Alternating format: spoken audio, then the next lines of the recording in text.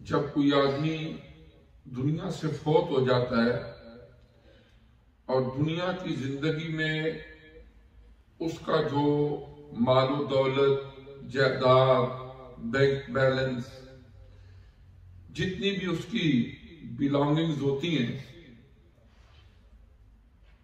اب اسلامی شریعت نے اس کی تقسیم کے حوالے سے اور مصارف کے حوالے سے ایک پورا نظام عطا فرمایا ہے، اور اس کو علم الفروض بھی کہا جاتا ہے، علم المیراث بھی کہا جاتا ہے، کہ وہ آدمی جو فوت ہو گیا ہے اس کی جائیداد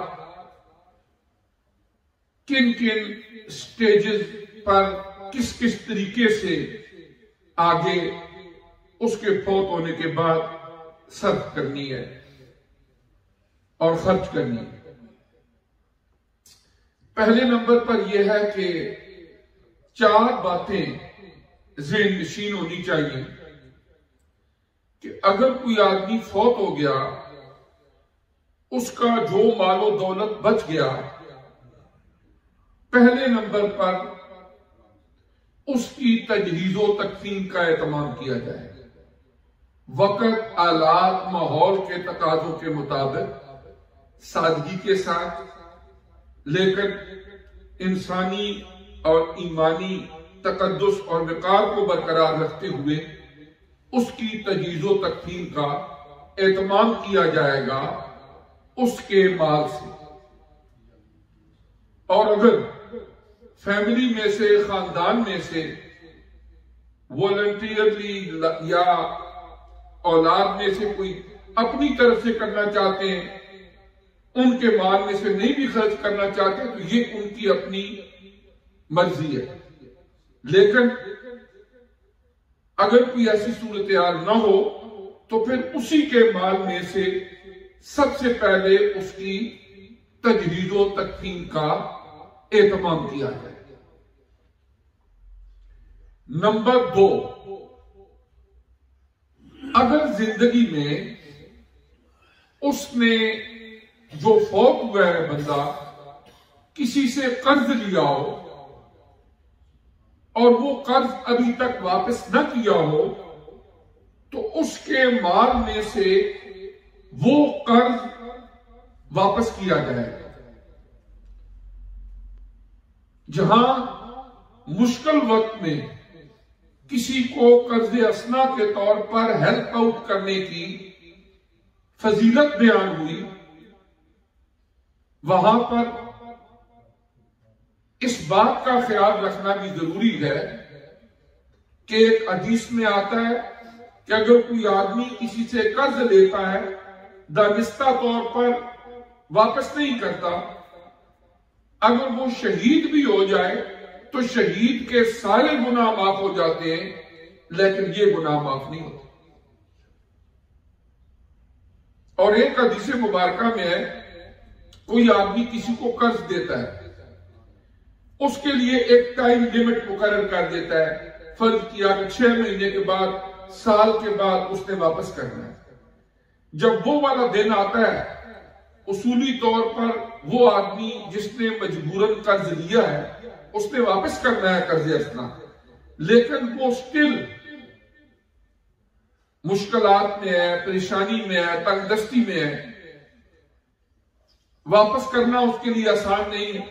وہ بندہ اپنی خوشی سے اس کو مزید مہلت دے دیتا ہے۔ تو عام حالات میں حدیث میں آتا ہے کہ جتنا قرض اسنا کسی نے کسی کو دیا ہے، ہر روز اتنے مال کے صدقے کا ثواب اس کے نامہ اعمال میں لکھا جاتا ہے۔ لیکن اگر اس نے ٹائم پیریڈ مکمل ہونے کے بعد اس کی مجبوری کو دیکھتے ہوئے مزید مہلت دے دی، تو 18 ٹائمز زیادہ اجر و ثواب اس کے نامہ اعمال میں لکھا جائے گا۔ گویا اگر کسی بندے نے 10 पाउंड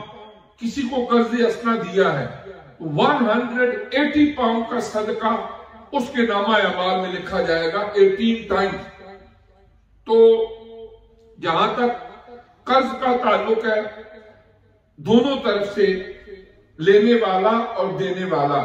मोहतात होने की जरूरत होती है कि अगर किसी बंदे के पास अल्लाह का दिया हुआ है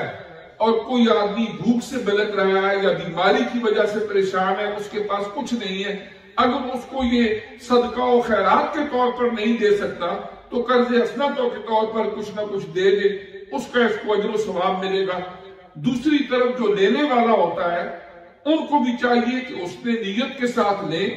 और जो वादा करें बर वक्त कोशिश करें कि उसके मुताबिक वो कर्ज असना वापस कर दे। बाहर का जब आदमी फौत हो जाता है तो दूसरे नंबर पर उसके छोड़े हुए माल में से जो कर्ज असना किसी से उसने लिया हुआ था वो कर्ज जो है उसको वापस किया जाए। तीसरे नंबर पर अगर किसी ने विल लिखी है और अपनी जिंदगी में तो 1/3 जो माल है उसमें उसकी विल वसीयत जारी हो सके। मसलन एक आदमी कहता है मेरा सारा माल मेरे मरने के बाद फलां चैरिटी को दे दो, फलां मस्जिद को दे दो, फलां गरीब को दे दो। अगर वो जिंदगी में कह भी जाता है, जब उसकी आंखें बंद हो गई, रूह कब्जे उनसरी से परवाज कर गया, जिंदगी में तो बंदा कहता है इसका मालिक मैं हूं, लेकिन अब उसका हुक्म नहीं चलेगा, हुक्म उसका चलेगा जो मालिक हकीकी है। वो किसी ने कहा था कि दर हकीकत मालिक अर्श खुदास ई अमानत चंद रोजा दर दस्तेबाज। हकीकत में मालिक हर चीज की अल्लाह ही है, ये चंद रोज की अमानत है जो अल्लाह तबारक व तआला ने हमारे हाथ में दे दी। तो उसने अगर वसीयत लिखी है, विल लिखी है, तो टोटल जो उसकी वर्थ बनती है प्रॉपर्टी की, बैंक बैलेंस की या जायदाद की, उसके 1/3 में यानी 1/3 हिस्से में उसकी विल जारी हो सकती है, इससे ज्यादा में नहीं। वो सारा भी लिख जाए फिर भी 1/3 के अंदर विल जारी होगी। इसकी वजह यह है कि समटाइम्स आदमी जिंदगी में कोई बंदा उस पर एहसान करता है, मेहरबानी करता है, वो जिंदगी में उसके एहसान का बदला नहीं दे सका, अब फौत होते वक्त को लिख जाता है कि इसमें से फलां चीज फलां को दे देना, तो वो जो तीसरा हिस्सा है बाकी उसमें अगर विल लिखी हुई हो या ऑप्शनल है तो फिर उसके अंदर वो विल जारी हो जाएगी और उतना हिस्सा जो लिखा होगा वो दे दिया जाएगा जिनको उसने मुतय्यन किया। और चौथे नंबर पर क्या है कि जितने वरसा हैं, ये हर एक फौत होने वाले की अक्सर व बेशतर कंडीशन मुख्तलिफ होती है, सूरत हाल मुख्तलिफ होती है। मसलन किसी की औलाद है, किसी की औलाद नहीं है, किसी के माँ बाप जिंदा है, किसी के माँ बाप फौत हो चुके हैं, किसी की वाइफ है और वाइफ फौत हुई है तो उसका हस्बैंड है, कोई फौत हो चुके हैं, यानी हर एक बाहर क्या कुरान पाक में अल्लाह तबारक व तआला ने विरासत का जो कानून ज़ाब्ता है इसके मुताबिक किसको कितना हिस्सा मिलना है वो सारे हिस्से मुकर्रर कर दिए और अल्लाह के बताए हुए उस तरीके के मुताबिक उस जायदाद को वरसा में तकसीम करना ये फराइज में शामिल है। उमूमी तौर पर हमारे यहां इसमें कई एक कोताहियां होती हैं। मसलन इस्लाम ने उस जमाने में जबकि पैदा होने वाली बच्ची को जिंदा दरगोर किया जा रहा था, आज भी मक्का मुकरमा में वो कब्रिस्तान मौजूद है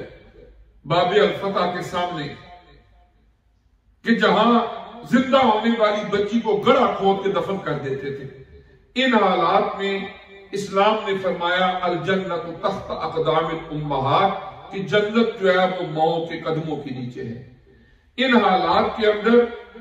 عورت کو جائیداد میں حصے دار بنایا گیا، بیوی کے طور پر، بیٹی کے طور پر، ماں کے طور پر یا بہن کے طور پر، کچھ صورتوں میں تو اس کو حصے دار بنایا گیا، اور جو حصے اللہ تعالیٰ نے مقرر کیے ہیں ان کے مطابق اس جائیداد کو تقسیم کیا جائے۔ لیکن بعض اوقات ایک ہے ہمارا مذہب، ہماری دینی روایات، اور ایک ہے ہمارا کلچر۔ کچھ معاملات کے اندر جو ہمارا کلچر ہے وہ مذہب پر حاوی ہے۔ ہمارا کلچر کیا بن چکا ہے کہ بیٹیوں کو جائیداد میں سے حصہ نہیں دیا جاتا۔ آج تک ایسا نہیں ہوا کہ بیٹے نے معاف کر دیا ہو، ہمیشہ بیٹیاں ہی معاف کرتی ہیں، ان سے کسی نہ کسی طریقے سے ایموشنل دباؤ ڈال کے ان سے معاف کروا دیا جاتا ہے۔ اور بعض وقت ایسا بھی ہوتا ہے کہ ان کی حالت بھی فائنینشیل اچھی نہیں ہوتی لیکن بیچاری مجبور ہوتی ہیں۔ تو مسئلہ یہ ہے کہ اگر کوئی آدمی ان کا ہاتھ رکھ لیتا ہے، دنیا میں ہو سکتا ہے تھوڑی سی زیادہ عیش کی زندگی گزار لے گا، لیکن ان کا حق دوسرے لفظوں میں پیٹ میں جہنم کی آگ ڈالنے کے برابر۔ قرآن پاک میں یتیموں کے حوالے سے جب اللہ تعالیٰ نے ان کے حقوق کا ذکر فرمایا تو وہاں پر یہ بات ارشاد فرمائی گئی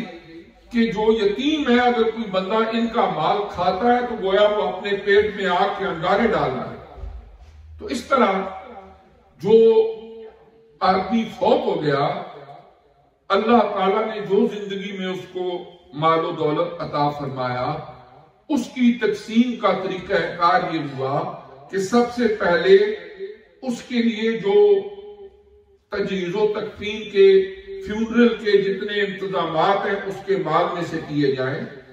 اگر باقی کسی ذریعے سے کوئی نہ کرے تو پھر اسی میں سے کیے جائیں۔ نمبر 2، اگر اس نے زندگی میں لون لیا ہوا ہو تو وہ قرض اسنا واپس کیا جائے۔ نمبر 3، اگر اس نے ول لکھی ہوئی ہو تو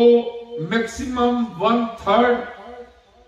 جو اس کی ٹوٹل جائیداد کا بنتا ہے اس میں سے وہ وصیت اور وہ ول جاری ہوگی۔ اور چوتھے نمبر پر باقی جتنا مال بچ گیا ہے، علم الفروض اور علم الوراثت جو اللہ کریم نے جس کے اصول و مبادیات قرآن میں بیان فرمائے، ان کی مزید تشریحات احادیث میں ہیں، اور اس موضوع پر باقاعدہ طور پر درس نظامی میں پڑھائی جانے والی مثلا السراجی اور دیگر باقاعدہ کتب ہیں کہ جن کا موضوع ہی جائیداد کی تقسیم کے مسائل ہیں۔ تو اگر خود نہ پتا ہو تو جس طرح باقی معاملات پوچھے جاتے ہیں، اسی طرح پوچھ کے اس کے مطابق جس کا جو حق بنتا ہے اس کو دیا جائے۔ انصاف کے بھی تقاضے پورے ہوں گے، اللہ کے حکم کی تعمیل ہوگی، بندہ دنیا میں بھی سرخرو ہوگا اور آخرت میں بھی سرخرو ہوگا۔ اللہ تبارک و تعالی مجھے بھی آپ کو بھی سمجھنے کی عمل کی توفیق دے۔ وآخر دعوانا الحمدللہ رب العالمین۔